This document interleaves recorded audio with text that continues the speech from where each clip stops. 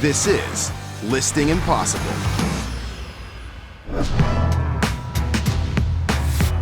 Why do you feel like you're getting cold feet? What is actually changing? It doesn't even make any sense. Come on, Jax, Lucy. We sell the market, we don't create it. If we're listed too high, the buyers will let us know. And then we'll ask you for a price reduction. As the saying goes, what goes up must come down. And in the usually robust luxury real estate market, prices and sales have been steadily declining over the past year, with no end in sight. Welcome, everyone. We obviously know the market's beginning to change. We're seeing numbers drop in terms of actual sales volume. We're seeing sales prices drop. We're seeing inventory get a lot higher. We could take advantage of that moment, though, and price things correctly.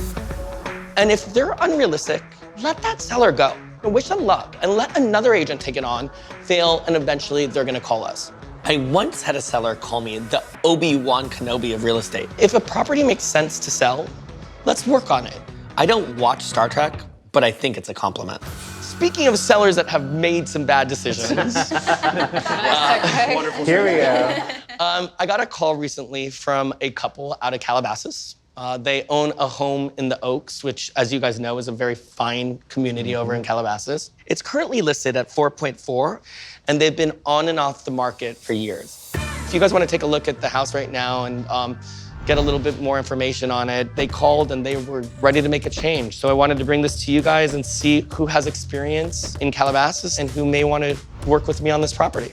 You and I had the second highest sale in Calabasas last year. I know the area, I know the gated community. Anybody else? Yes, Lewis. I've lived in the Valley for a long time. I have friends that live in the Oaks, actually, and I know people that are looking to move there, and so do my friends. Friends or friends' parents? Nah. Friends that still live with their parents.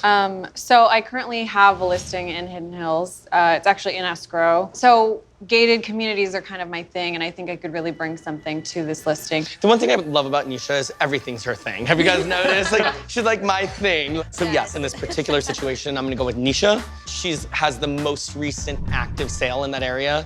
And as you guys know, that's super important because you could take that existing buyer pull list and utilize it for the shift. Cool.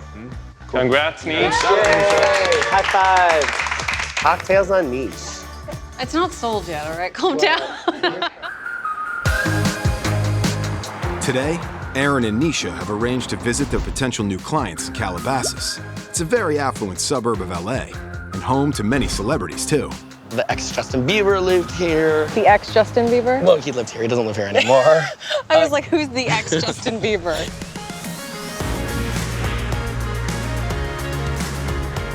This house has been off and on the market multiple times. It makes the house very undesirable. And there are over 20 houses that are currently on the market in the Oaks, similar to his. This is going to be a challenge. Was traffic really bad today? It's always bad. We live in Los Angeles. Listen, you hear nothing. Although it does feel a little Stepford Wibesy. Like, it's so there's no Stepford. one out here.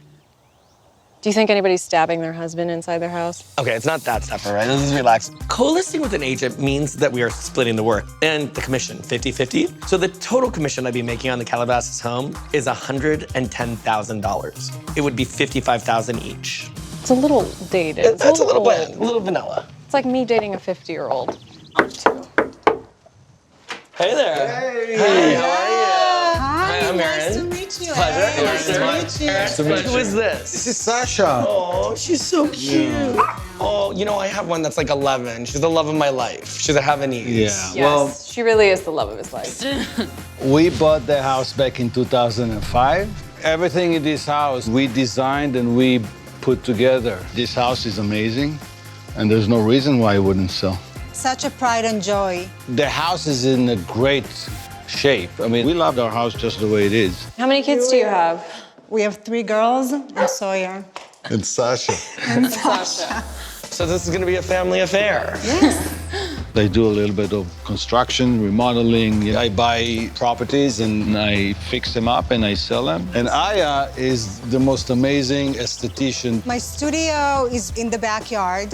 I spend my time there every day. We definitely want to get the house sold. Right now, we don't need this very big house. Most of the time, it's just Mike, I, and one of the girls at home. You know, it's time to downsize. Do you want to walk around the house so we can give you some feedback? Yeah, would love to hear it. The bones of this house are great. The scale is amazing. It's a great open floor plan, right? And we want to start here because when the buyer walks through this door, this is what they see. Our goal is to help get you the highest price in the shortest amount of time. And so a buyer has to walk through your door and go, oh my God, I love it. I always tell sellers, a buyer will make their decision on whether they want to continue to see a house or whether they like it the first minute they walk in the door. When we walked in, we were confused by the color palette. You have obviously a choice purple color.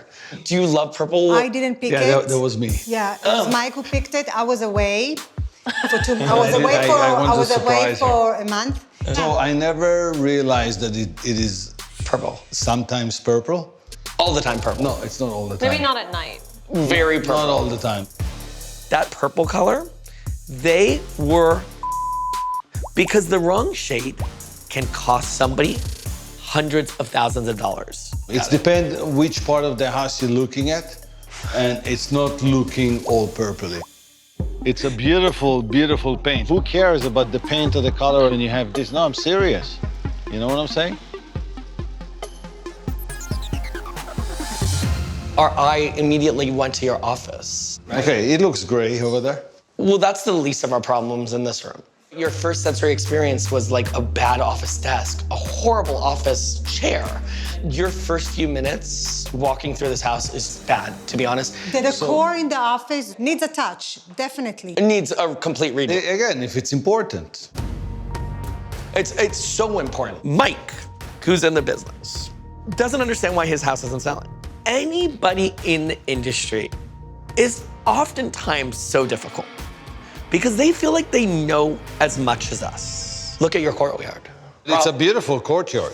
Well, it could be. There was nothing good about the courtyard. It had astroturf on the floor. It had the wrong color tile in the fireplace. It had dead plants. So the fact that it looked like you just wanted to die in it is symbolic of something very wrong with the house. The choice to have this courtyard, I could see in theory could have been nice. But what it did was it cut up some of your floor plan. You ended up with like a couple of rooms that ended up being kind of small. When if you didn't have this would have been a little bit more of a fluid spot.